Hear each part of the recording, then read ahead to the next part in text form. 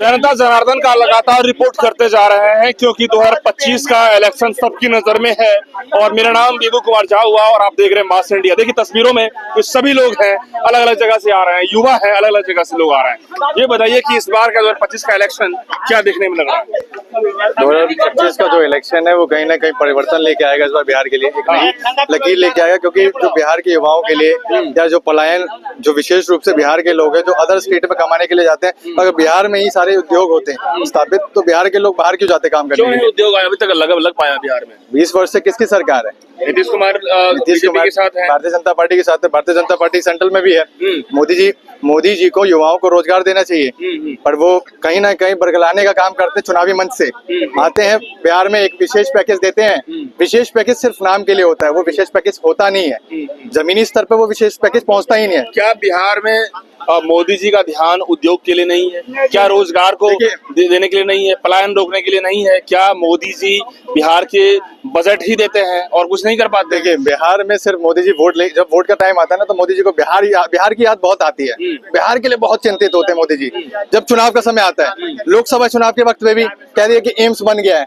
AIIMS उस समय बन, एक मिनट आप ही लोगों के चैनल पे कई लोग दिखाने की कोशिश कर रहे थे कि एम्स बन चुका है। जो दरभंगा एम्स की जमीन अलॉटमेंट ही नहीं हुआ था, तो एम्स बनकर तैयार कब हुआ?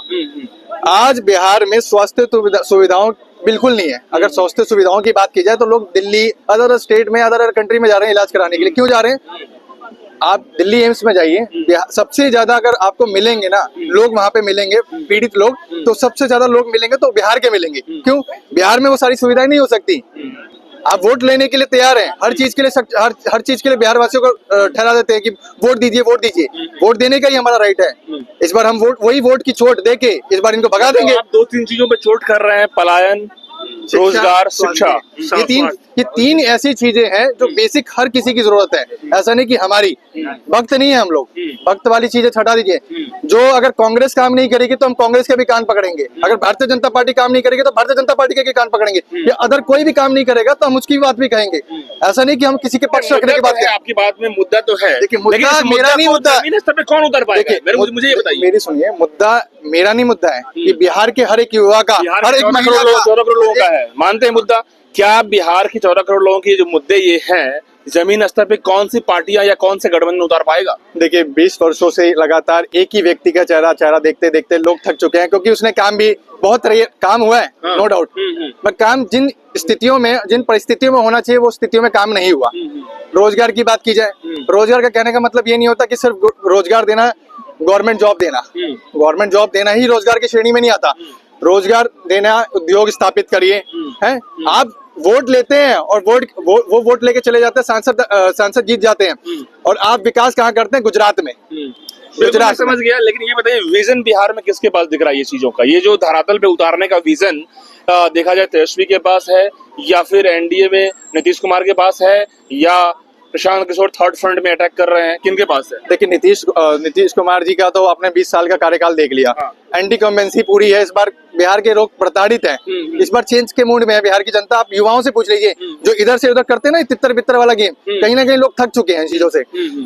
सेकंड, तेजस्वी यादव की बात कर रहे हैं। तेजस्वी यादव को आपने फर्स्ट टाइम एक मौका दिया, मुख्यमंत्री बना के 17 महीनों का कार्यकाल दिया। वो तो कह रहे हैं रोजगार दिया। सुन तो लीजिए भैया, पूरी बात तो सुन लीजिए।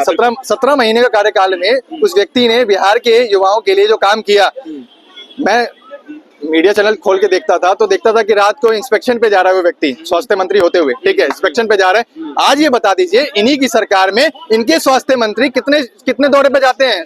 अस्पतालों के दौरे पे कितने जाते हैं? एक मीडिया की बाइट दिखा दीजिए, कहीं से कहीं तक कोई है ही नहीं। थर्ड फ्रंट की बात करें प्रशांत किशोर जी की, प्रशांत किशोर जी ने अभी तक तो कुछ किया नहीं। ये तो लॉलीपॉप वाली बात है, लुभाने वाली बात है कि हम आएंगे तो हम देंगे। उनका सबसे पहला मुद्दा, कहते हैं कि हमारी सरकार बनेगी तो सबसे पहले बिहार में दारू चालू करेंगे। अरे उन महिलाओं से पूछो जिनका घर गृहस्थी दारू की वजह से खराब होता है। आप उस घर को बर्बाद करने के लिए अगर दारू चालू करना चाहते तो करिए शौक से। तो कहीं ना कहीं विजन किनके पास है? जो आपके पास जो मुद्दा जितने बताया आपने, कौन से विजन, इस विजन को कौन ठीक कर पाएगा? देखिए विजन की बात है, मोदी जी का पता है सरकार है देश में। पिछले टर्म में मोदी जी की सीटें कितनी आई, क्यों आई? आपको पता? एक्चुअल बिहार के देश की जनता को पता है कि सीटें कम आने का कारण रीजन है कि उनका जो विकास का जो डेवलपमेंट है, ढकोसला वो विकास हुआ नहीं। जनता ने उनको जो है वो सिर्फ कागजी रूप में दबाया है। विकास, कागजी रूप में वो विकास दिखाए। पील लीपा पोती करने से विकास नहीं होता। मेरा सवाल का जवाब आपने नहीं दे मेरी पाया। सुन तो नहीं, मैं बताऊंगा बिल्कुल आपके तोड़, बिल्कुल क्वेश्चन का आंसर दूंगा जो आप चाहते हैं। मेरे को पता है कि आपका क्वेश्चन क्या है। आपका क्वेश्चन ये है कि कौन करेगा बिहार का कौन विकास विकास। करेगा? तो रुक तो जाइए, पूरी बात तो बोलने दीजिए कि कौन करेगा वो तो पहले सुन लीजिए। मोदी जी पिछले टर्म सीटें कम क्यों आई, उससे पहले टर्म कितनी आई थी? आई थी अच्छी खासी, अकेले दम पे सरकार बनाई थी। आज बैसाखी की सरकार है। इधर से अगर एक व्यक्ति भाग जाए, इधर से भाग जाए तो क्या होगा? लेकिन बिहार की राजनीति की बात करेंगे अभी। थोड़ा सा सुन तो लीजिए। अल्पमत में सरकार चली जाएगी, अल्पमत में सरकार चलेगी तो दोबारा राष्ट्रपति शासन लग जाओ, राष्ट्रपति शासन लगा तो दोबारा इलेक्शंस होंगे देश में। ये तो देश की है, देश की है, ठीक है। बिहार की बात की जाए, बिहार में दोनों लोग साथ हैं। मोदी जी भी साथ हैं, नीतीश जी भी साथ हैं। बिहार में विशेष रूप से सब कुछ करना चाहिए। बिहार में स्वास्थ्य सुविधाओं को भी बहाल करना चाहिए। रोजगार शिक्षा के लिए हम लोग बिहार छोड़कर हम दूसरे स्टेट्स में जा रहे हैं। उत्तर प्रदेश, दिल्ली, चंडीगढ़, अलग अलग स्टेट में क्यों जा रहे हैं? आप यहाँ पे वो सुविधाएं क्यों नहीं कर रहे, उपलब्ध करा रहे? जो फीस हमें 1.5 लाख रुपए में अगर दिल्ली में हमें शिक्षा मिल रही है, वही चीज यहाँ पे 2.5-3 लाख रुपए मिल रही है, तो हम 2.5-3 लाख यहाँ पे देके क्यों करेंगे? हम 1.5 लाख में करने जाएंगे ना। तो अब वो अपॉर्चुनिटी यहाँ पे देंगे बिहार के युवाओं को, तो बिहार का युवा यहाँ से पढ़ने के लिए छोड़ के बाहर क्यों जाएगा? ठीक है। देखिए अब आपके क्वेश्चन पे आ जाता हूँ मैं। तेजस्वी जी ने काम किया, तेजस्वी जी को एक मौका दिया, इनको 20 वर्ष एक मौका दे दिया, तो इस व्यक्ति को भी एक मौका देके देखना चाहिए। अगर ये अगर इस 5 साल अगर ये नहीं काम करता तो 5 साल बाद इसको साइडलाइन कर दिया जाएगा।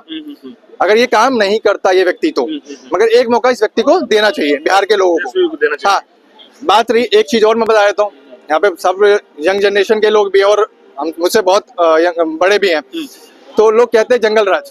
मैं राजपूत हूँ मूल रूप से। लोग कहेंगे कि यादव होगा तो वही वाई कर रहा होगा, ऐसा कुछ नहीं है। कहने का मतलब ये है कि जंगल राज की बात की जाती है। 2020 के चुनावों में भी हर मन से 40 हेलीकॉप्टर घूम रहे थे मोदी जी के। 40 हेलीकॉप्टर, 40 से 50 हेलीकॉप्टर। उस 50 हेलीकॉप्टर से सिर्फ और सिर्फ हर मन से सिर्फ एक बात कही जा रही थी, नो रोजगार की बात नहीं, स्वास्थ्य की बात नहीं, इन चीजों की बात नहीं हो रही, ओनली जंगल राज। उस समय वो व्यक्ति बिहार में सबसे ज्यादा सीटें लेके आया था। जंगल राज का बात कहने के बाद चल पाएगा जंगल राज वाले मुद्दा? नहीं, कुछ नहीं चलेगा इस बार क्या चल पाएगा? 2020 देखिए, ये जो वोट की छूट वाला मामला चल रहा है, प्रशांत किशोर जो है मुख्य बिंदु में इस बार आ रहे हैं। मुख्य बिंदु में इसलिए आ रहे हैं क्योंकि लोग कहते हैं हल्का में नहीं लेना चाहिए, वोट काटने में भी माहिर आदमी बन सकते हैं इस बार। देखिए तो क्या लग रहा है? देखिए, प्रशांत किशोर का काम होगा वोट कटवा। लेकिन उन्होंने कई इंटरव्यू में ये कहा कि वोट कटवा आसान चीज नहीं होता है। सुन तो लीजिए सर, मैं वो तो कह रहा हूँ, वो एक कहावत है ना, कहावत कही जाती है कि हम तो डूबे सनम तुम्हें भी डे डूबे। तो वो वाला काम करेंगे।